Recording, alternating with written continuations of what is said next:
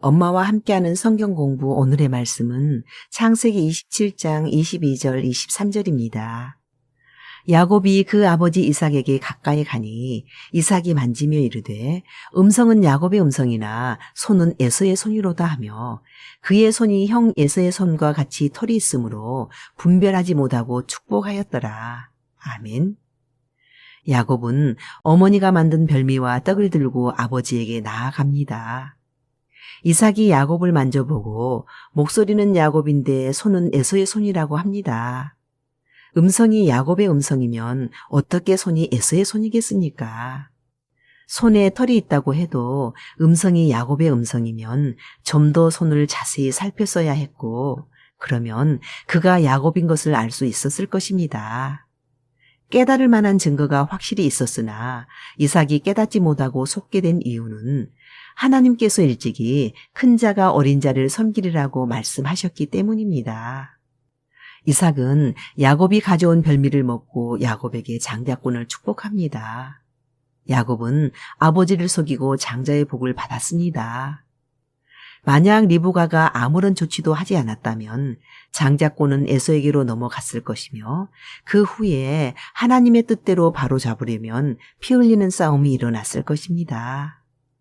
야곱과 에서의 장자권 문제는 그들이 태중에 있을 때 이미 부모에게 알려주신 것이므로 그 부모는 하나님의 뜻이 이루어지도록 기도해야 합니다. 그렇게 하라고 미리 알려주신 것입니다. 하나님께서 알아서 이루실 것이면 사람에게 미리 알려주실 필요가 없습니다. 기도는 하나님의 음성을 들었을 때부터 하라는 것이지 문제가 터진 후에 하라는 것이 아닙니다.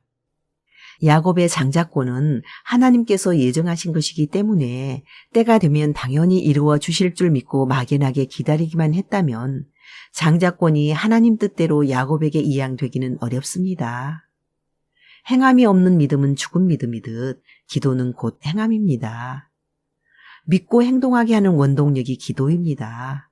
이것이 구하라, 찾으라, 두드리라는 말씀입니다. 속임수를 쓰지 않고 정직하게 장자권이 이양되었다면 좋았겠지만 이삭의 행동 앞에 리브가로서는 도저히 감당할 수 없는 시나리오입니다.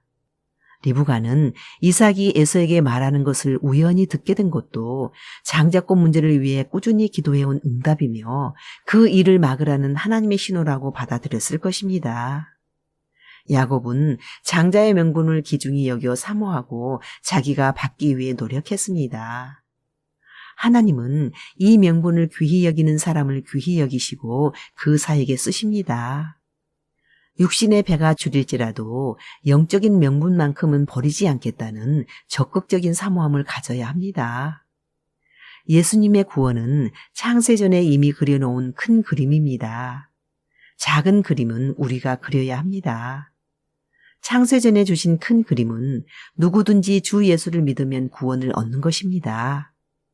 우리가 그려야 할 작은 그림은 내가 예수님을 영접하여 나의 구주로 믿는 것입니다. 하나님은 구세주를 이 땅에 보내주셨고 우리는 그 구세주를 믿어야 구원을 받습니다. 아무 공로 없이 믿기만 하면 받는 구원이지만 믿고자 하는 나의 적극적인 태도가 반드시 필요합니다. 영적인 장자권을 얻는 것은 예수님을 얻는 것과 같습니다. 나는 그 무엇보다 예수님의 구원이 필요합니다라는 신앙 고백인 것입니다. 이런 야곱과 에서의 성향을 이들이 태중에 있을 때 하나님은 이미 다 파악하고 계셨습니다. 큰 자가 작은 자를 섬길 수밖에 없는 이 결과를 태중에 있을 때 하나님의 판단으로 이미 큰 그림을 그려주셨습니다. 작은 그림은 당사자가 그려야 합니다. 장자권이 주어졌더라도 스스로 포기하고 다른 행지에게 양도하거나 불법을 저질러 박탈당하거나 최종 권한을 가진 아버지가 다른 아들에게 주겠다고 하면 받을 수 없습니다.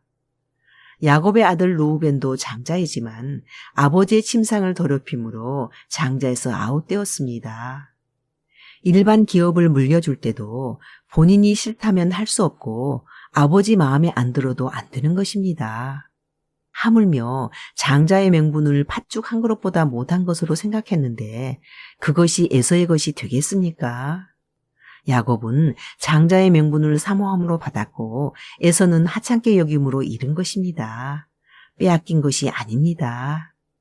사랑하는 우리 가족, 우리의 구원도 야곱의 장자권과 마찬가지로 이미 창세전에 하나님의 예정 속에서 이루어진 것입니다. 하나님께서 이미 우리를 구원하시기로 예정하셨지만 그 예정은 예수님을 영접하여 받아들이는 사람에게 구원을 이룹니다. 하나님의 주권 앞에 반응하는 죄인의 믿음이 구원을 결정하는 것입니다. 하나님께서 예정하신 일이라도 사람의 고백과 행함으로 성취된다는 것을 알아야 합니다. 그러므로 우리가 하나님을 믿기 때문에 구하고 두드리고 찾는 수고를 더 많이 해야 한다는 사실을 잊지 맙시다. 아멘.